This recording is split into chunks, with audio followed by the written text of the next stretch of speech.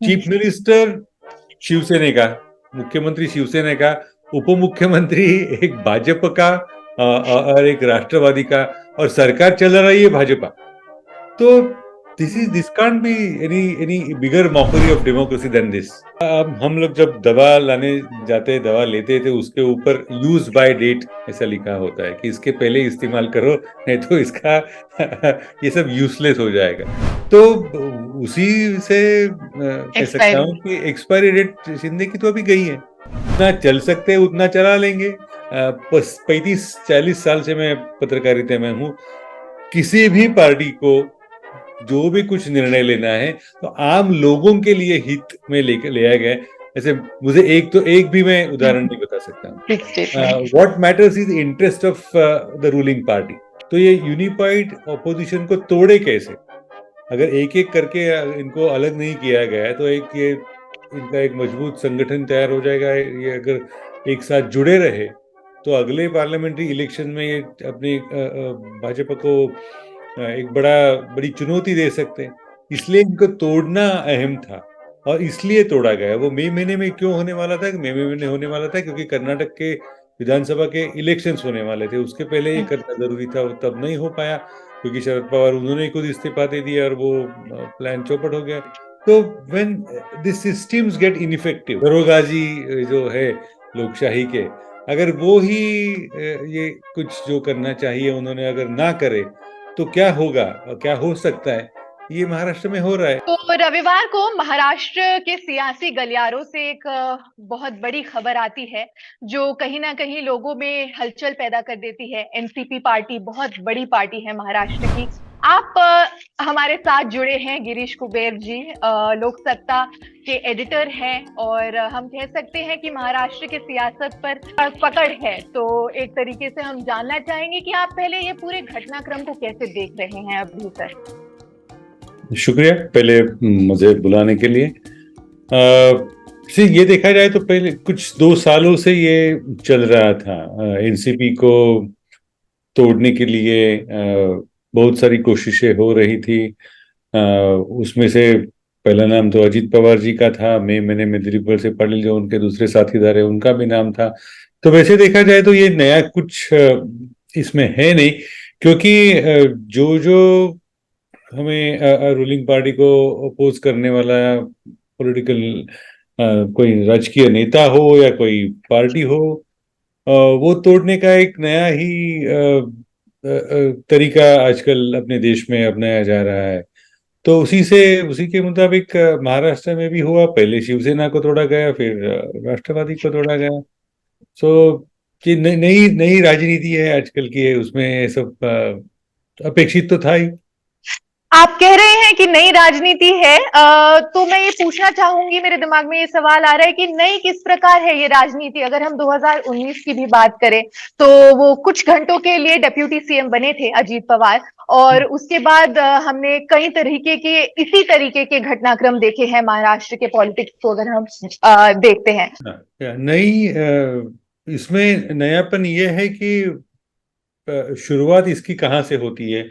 सत्ताधारी पक्ष का कोई नेता विपक्ष के नेता के बारे में बहुत बड़े बड़े करप्शन के एलिगेशंस करता है कि इन्होंने इस फलाने प्रोजेक्ट में इतना खाया, उसमें उतना खा लिया। तो उसके बाद ईडी आ जाती है। ईडी नहीं होगा तो सीबीआई आ जाती है, सीबीआई नहीं होगी तो इनकम टैक्स आ जाती है। और धीरे धीरे ऐसे जब ये बढ़ता जाता है तो वो जो नेता है जिसके खिलाफ इतने सारे करप्शन के एलिगेशंस थे, वो रूलिंग पार्टी में चला जाता है और उसके जी। बाद वो एलिगेशन का कुछ नहीं होता। तो पिछले 2014 साल से देखा जाए तो कम से कम दर्जन एक डजन तो नेतागण ऐसे हैं कि जो विपक्ष में थे और बाद में सत्ताधारी पार्टी में, रूलिंग पार्टी में चले गए।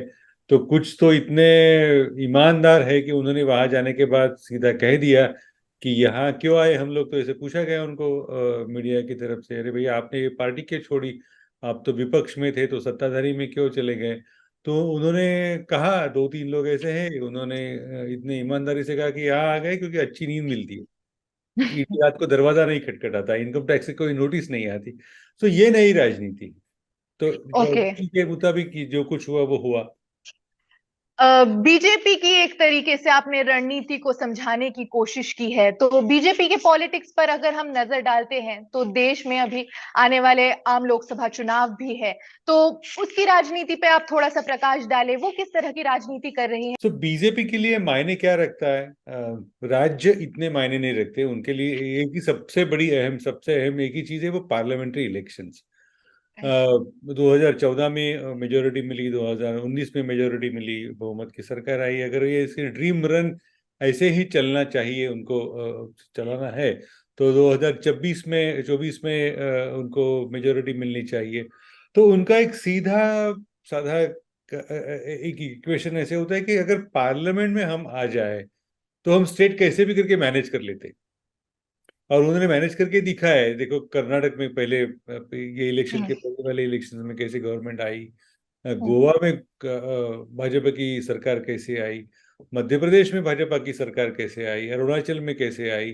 तो ये जो एक स्टेट को कंट्रोल करने का एक नया तरीका भाजपा ने जो ढूंढ निकाला है, उसके लिए एक सेंट्रल मजबूत केंद्र सरकार की जरूरत होती है।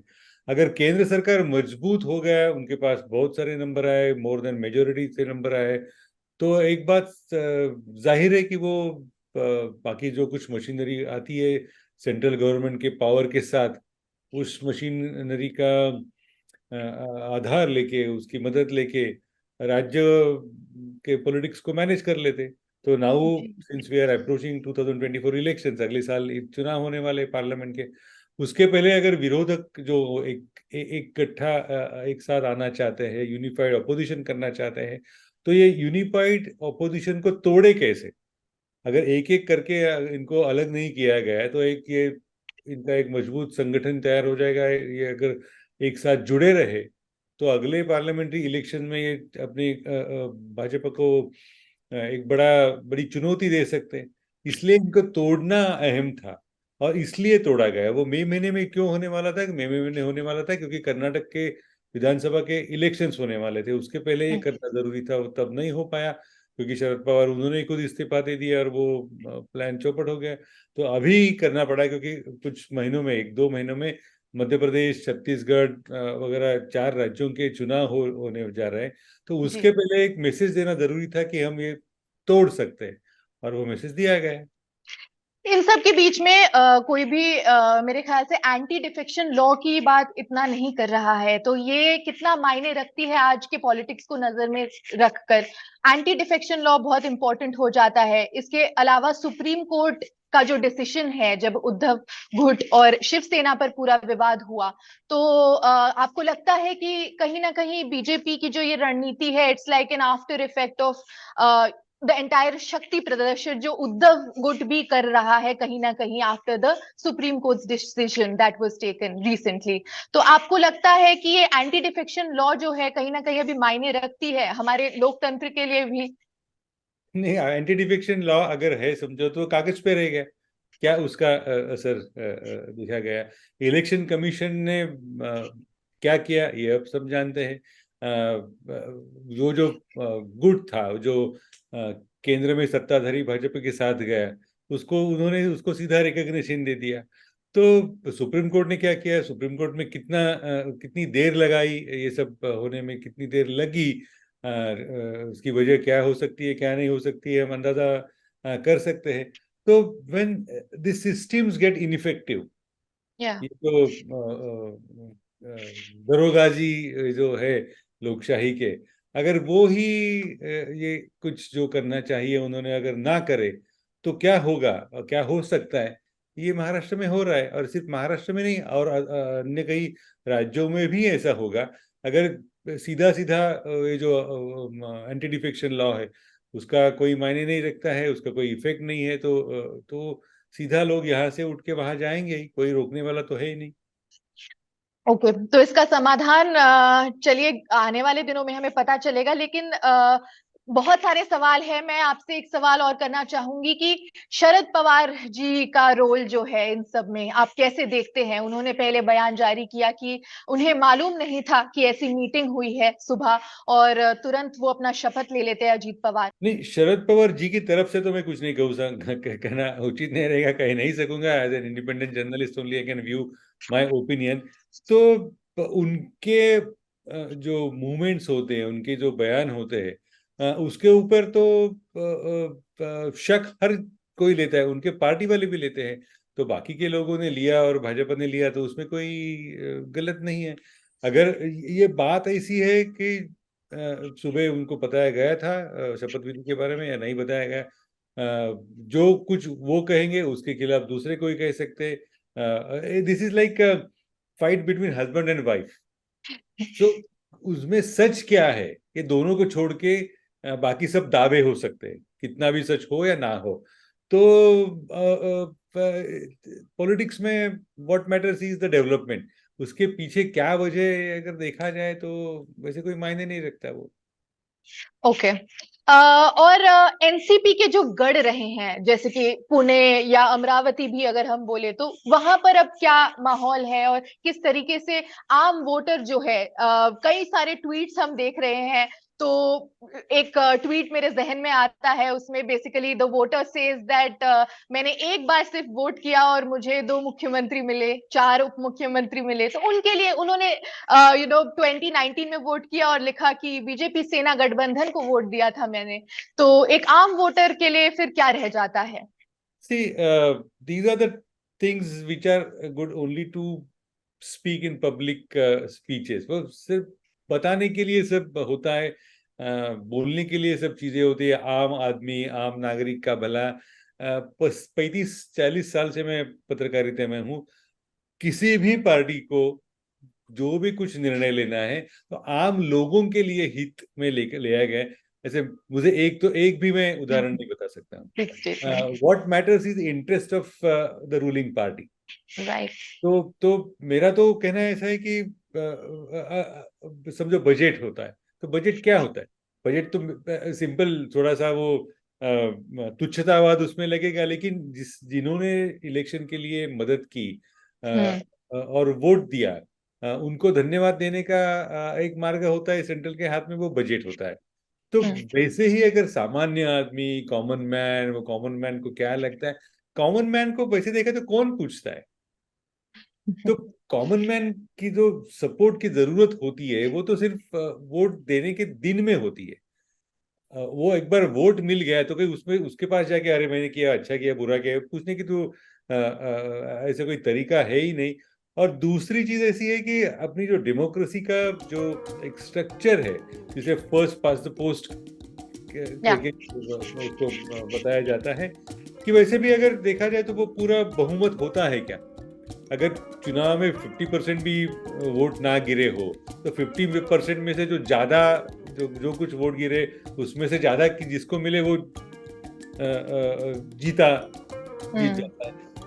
तो common man and all those things, I don't think anybody is bothered about such issues. What matters me is me and my party and my well-being. So what happens to the CM right now? I mean, Eknath Shinde भी काफी मतलब news बना रहे हैं, बातचीत में आ रहे हैं। तो what happens to the CM? Eknath Shinde गुट में क्या माहौल है, वहां पर क्या बातचीत चल रही है? आपको क्या लगता है कि अब अगर ये पावर डायनामिक्स हो जाते हैं अजीत पवार की एंट्री के साथ, तो what happens to Shinde and जो उन्होंने पूरा उनके साथ जो लोग आए जुड़े पार्टी से बीजेपी के साथ? हम लोग जब दवा लाने जाते, दवा लेते थे, उसके ऊपर यूज बाय डेट ऐसा लिखा होता है कि इसके पहले इस्तेमाल करो, नहीं तो इसका ये सब यूजलेस हो जाएगा। तो उसी से कह सकता हूँ कि एक्सपायरी डेट शिंदे की तो अभी गई है। तो जितना चल सकते हैं उतना चला लेंगे। जब तक बीजेपी को जो चाहिए वो एक्सट्रैक्ट कर सकती है वो एक्सट्रैक्ट कर लेंगे। क्योंकि अभी एक विचित्र परिस्थिति महाराष्ट्र में है। सबसे ज्यादा एमएलए किसके महाराष्ट्र में? एक ही पार्टी कौन सी है? 105 एमएलए भाजपा के। लेकिन अगर कैबिनेट देखा जाए तो उसमें भाजपा के 5 या 6 लोग भी नहीं है। तो चीफ मिनिस्टर शिवसेना का, मुख्यमंत्री शिवसेना का, उप मुख्यमंत्री एक भाजपा का और एक राष्ट्रवादी का, और सरकार चल रही है भाजपा। तो this can't be any bigger mockery of democracy than this. तो जब तक शिंदे सह लेते हैं, सहना चाहते हैं, अगर बेचारे के पास दूसरा कोई चारा भी नहीं है, कहीं जा भी नहीं सकते, अगर जाने का कुछ सोचे तो ईडी वगैरह तो सब है ही, तो ये चलता रहेगा। और 2024 elections is more important for the BJP. अगर शिंदे उनको साथ में रख के कुछ 2-4 सीटें अगर मिलने वाली है तो बीजेपी तब तक रखेगी बीजेपी उनको। राइट। सो प्रधानमंत्री की एक कोट से मैं एंड कर सकती हूँ इस इंटरव्यू को। तो उन्होंने कहा कि ना खाऊंगा ना खाने दूंगा, उसके बाद उन्होंने कहा खाओगे तो जाओगे, ऐसी नीति है। तो आप कह सकते हैं जो आपको कहना है कि क्या नीति है, महाराष्ट्र में पॉलिटिक्स किस तरफ जा रहा है। हम कई तरीके के रैलीज देखते आ रहे हैं अभी रिसेंट हिस्ट्री में भी, अभी जो पॉलिटिक्स चल रही है, and they are all centralised around certain things that are curbing the rights of the minorities। तो आप बता सकते हैं कि आप क्या कह सकते हैं इस पर। ये जो कॉमन मैन का जो आपने जिक्र किया, वैसे ही ना खाऊंगा ना खाने दूंगा, it's as futile as useless as that. 27 जून को प्राइम मिनिस्टर जी ने भोपाल में एलिगेशन किया था कि महाराष्ट्र में सबसे बड़ा स्कैम हुआ है, और उसकी रकम भी उसने बनाई, उन्होंने बताए 70,000 करोड़ का स्कैम। वो स्कैम वाले ही उनके मंत्री बन गए अभी। तो ये सब कहने के लिए होता है, and it makes good headline, and the beauty of the BJP is their ability to set the narrative. वो कथा सूत्र अपने हाथ में रखते हैं। तो वैसे ही एक कथा सूत्र था, ना खाऊंगा ना खाने दूंगा, लोगों को अच्छा लगा। लेकिन जो खाने वाले थे वो उनके पास चले गए, ना खाऊंगा कहने वाले थे वो भी, उनका भी जो कुछ भला बुरा होना था वो हो गया।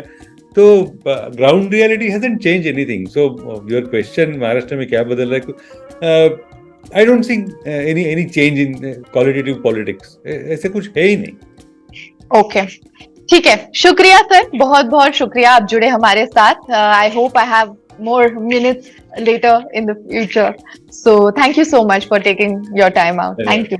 Thank you.